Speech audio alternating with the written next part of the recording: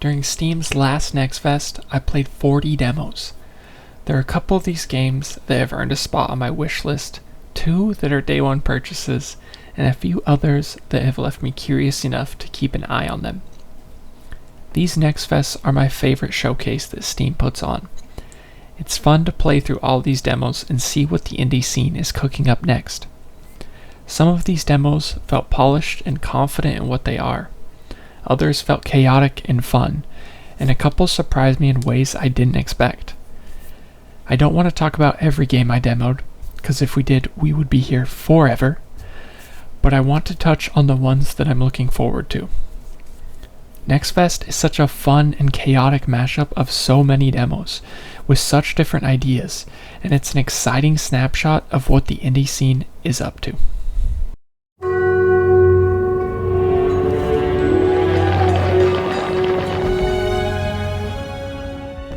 I've always had a soft spot for 2.5D games. There's just something about seeing a 2D sprite moving through a fully 3D world that never stops looking impressive to me.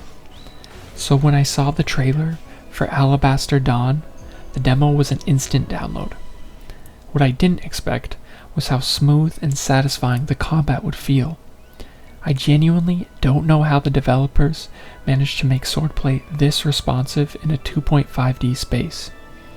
Every hit has weight, every combo snaps together cleanly, and watching your attacks build into these fluid chains is just fun. The combat itself is straightforward. You can attack, roll, parry, and even use a crossbow. But the way it all comes together feels unusually polished for a demo. There's a crispness to the timing and a clarity to the animations that makes every encounter feel intentional. It's the kind of combat that looks simple on the surface but feels great in your hands, and that's not something you often see in this style of game. If you hadn't caught on by now, the combat was easily the highlight of the demo for me, and that was just me using a single weapon. According to their Steam page, the full game will launch with 8 unique weapons, and if they all feel as good as the basic sword, this could end up being an all-timer in terms of gameplay. Each weapon also comes with its own skill tree, letting you grow and specialize it over the course of the game. All of this has me genuinely excited to see where Alabaster Dawn goes from here, and what shape it takes when it hits early access later this year. It's already shown enough personality and polish to stand out, and it wasn't the only demo from this Next Fest that left me wanting more. I absolutely loved Vampire Survivors. It scratched a specific itch for me. Its simple design, the hypnotic auto-combat, the joy of stacking weapons and passives into these ridiculous builds, the progression system, and that unbelievably satisfying sound of scooping up XP gems while you mow down thousands of enemies. It is pure dopamine, and it was dangerously hard for me to put down. Vampire Crawlers, the studio's next game, is not that. It's a mashup of genres that on paper don't sound like they would really work. It's a card battling, dungeon crawling action roguelike. So when I first heard that, I was a little bummed, as I didn't think that it would be able to replicate the magic of Vampire Survivors. Not because I dislike card battlers or roguelikes, I actually love both. And while I don't have a ton of experience with dungeon crawlers like this, they've always intrigued me. No, I was bummed because how could you make that mashup of genres fulfill that same raw addictive spark that made Vampire Survivors so amazing? And then I played it, and oh man, I could not have been more wrong. Vampire Crawlers doesn't try to copy what came before it, and instead evolves it. It takes that same one more run energy and channels it into something deeper and surprisingly fresh, all while keeping the things that I love about Vampire Survivors. Simple yet engaging design, making ridiculous builds, a progression system that is fun to engage with, and that sweet, sweet sound of gathering XP gems.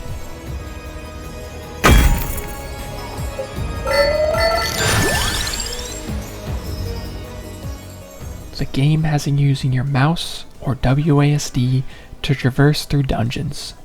You engage in turn-based combat with enemies that you run into while using cards to attack that you can upgrade and get more of said cards by killing said enemies.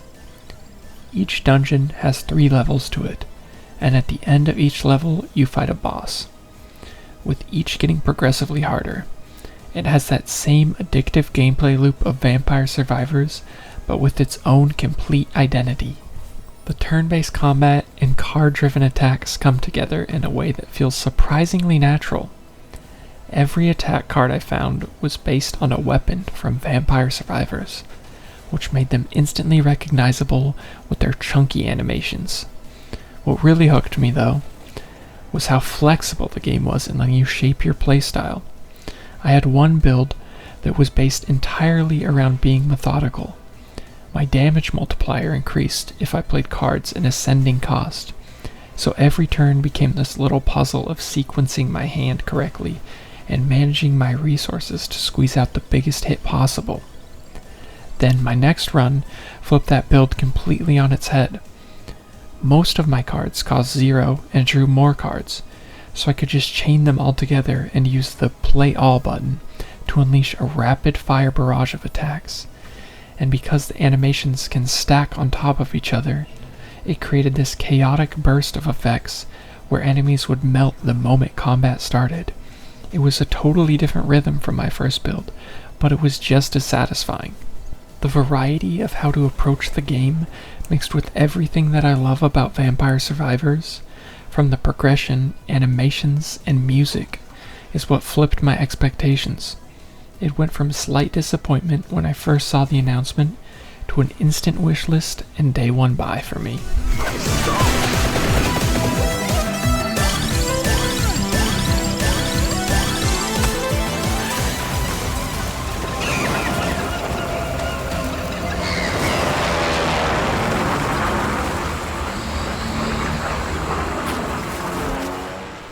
The Eternal Life of Goldman is a Metroidvania with the most striking art direction I've ever seen in this genre. Every area that I visited in the demo felt so alive. The way the backgrounds breathe and the foreground elements shift and react makes the environments and animations within them the main character of this game. The sense of motion within the environments gives everything a physicality that pulled me in immediately, and it became the reason why I'm looking forward to playing the full release of this game. The gameplay was a blast too. On the surface, it plays like a familiar Metroidvania, but there's a much stronger emphasis on the story being told. The whole adventure is framed as a tale that a parent is reading to their child, and it feels like the game is setting up some real-world themes to unfold between those two perspectives. I'll admit, I skipped some of that dialogue, not because it wasn't interesting, but because I kept wanting to push forward to see the next environment. It feels like the kind of narrative I'd rather sit with properly when the full game is out. The gameplay mechanic that stood out to me was Goldman's cane. It's built from 3 components: the handle, the shaft, and the tip. What the fuck? You can swap each of these pieces on the fly, and every combination gives you a different traversal tool or ability. For instance, I found a hook handle that let me latch onto hooks for new movement options, and a springy metal shaft that boosted my jump height. At one point, I ran into a puzzle that clearly needed a longer cane to pull down a bridge. It's pretty standard for Metroidvanias that you need to progress further to get a new traversal tool or ability before you can backtrack and uncover new areas, so nothing groundbreaking there. What did stand out to me was how grounded it all felt, how every upgrade was tied directly to this cane, and how seamlessly you could swap parts at any moment. It made the world feel more physical, more connected to your character, and it kept exploration feeling playful instead of predictable. At first, I was unsure about the audio design, because the sounds didn't always feel like they matched the animations. Everything has this lifelike, almost tactile quality to it.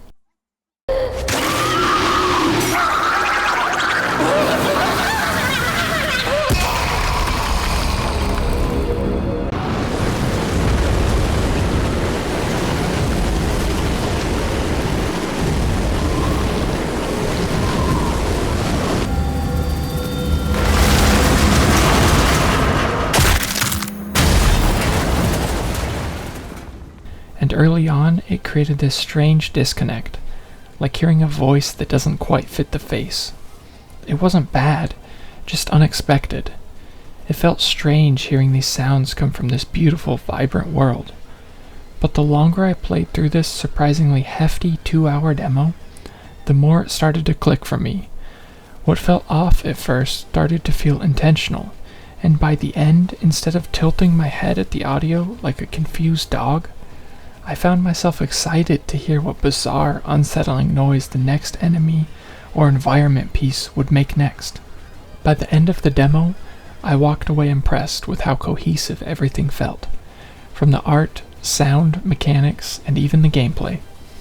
I went into it expecting it just to be a pretty art piece, but it was more than that, and I'm excited to see how they can expand on those ideas through the full game.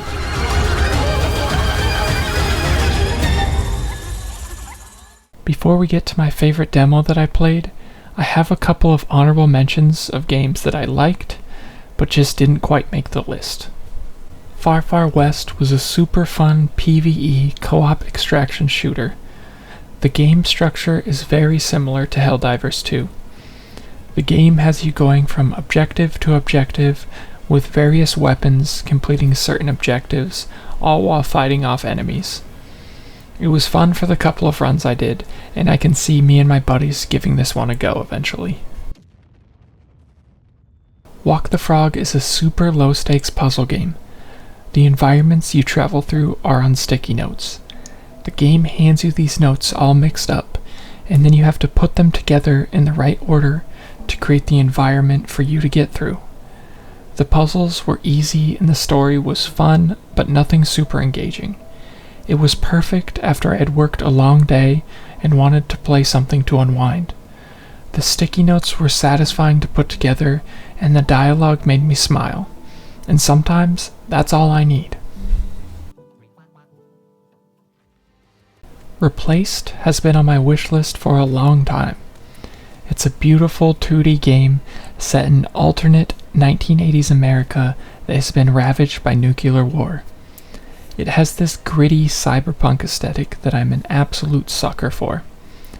I came into the game thinking it was just going to be a narrative-driven experience, and I was more than happy with that. But I was actually impressed by the punchy melee combat that has you attacking, parrying, and building up gun charges.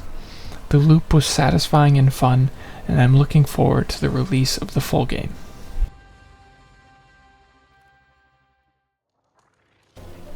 Phenopolis' demo was short, but it left a huge impression on me.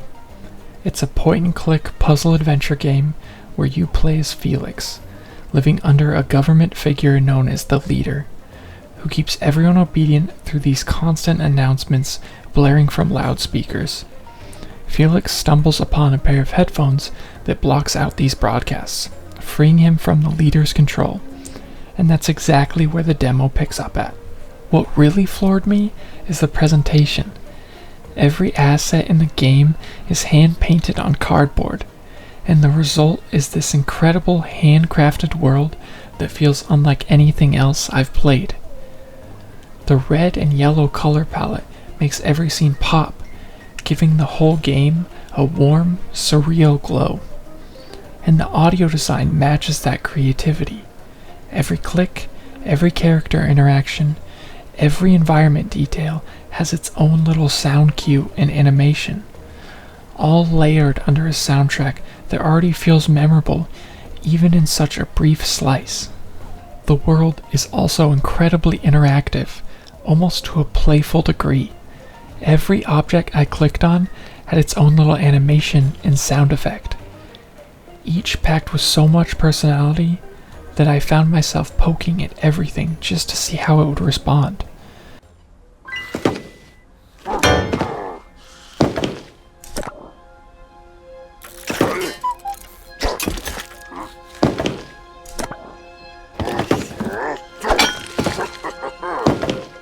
The few puzzles in the demo were just as charming. My favorite was one where I had to shift a building so that I could climb it without being spotted. It had just enough layers to make me stop and think, but not so many that it ever became frustrating. And because every piece of the puzzle was animated and reactive with cute little sound cues, it all tied back into the game's biggest strengths: its handcrafted visuals and its wonderfully expressive audio design. From this short demo, it's an instant day one purchase for me. Even though it only offered a brief glimpse, the amount of personality and craft packed into this was unreal. If the full release carries even half of the charm, style, and confidence shown here, it has the potential to be one of my standout games this year.